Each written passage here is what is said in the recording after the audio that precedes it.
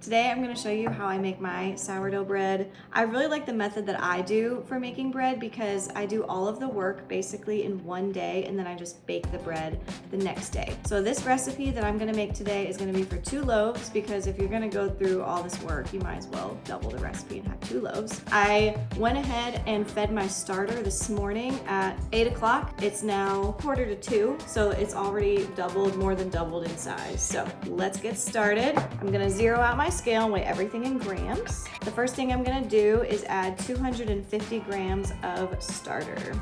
And I have other videos about how I feed my starter. 200, wow, this is a lot of starter.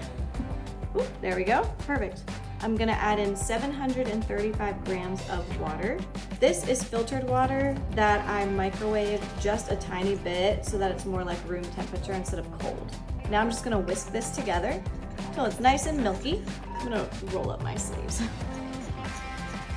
This is nice and milky mixed together, so now let's add the flour and salt.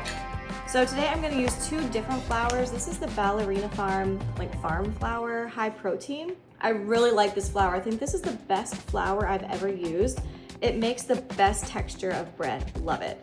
I also ordered this Einkorn flour from Ballerina Farm as well, and I think she says she mixes these 2 together, so I'm gonna try that today. I have never used this before. So we need 1,000 grams of flour total, so I'm gonna do like 700 of this. Gonna add the rest with this Einkorn flour, about 300 grams. Okay, there we go. And the last thing I'm gonna do is measure out my salt separately here, just so it's more accurate. So I'm gonna use 24 grams of salt.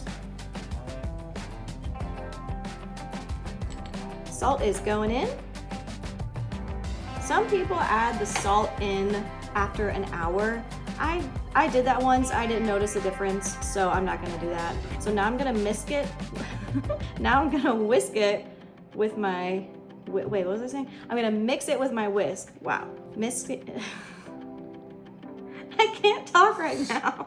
I'm mixing this with my whisk. Oh my word. Okay, I didn't have enough coffee today, apparently.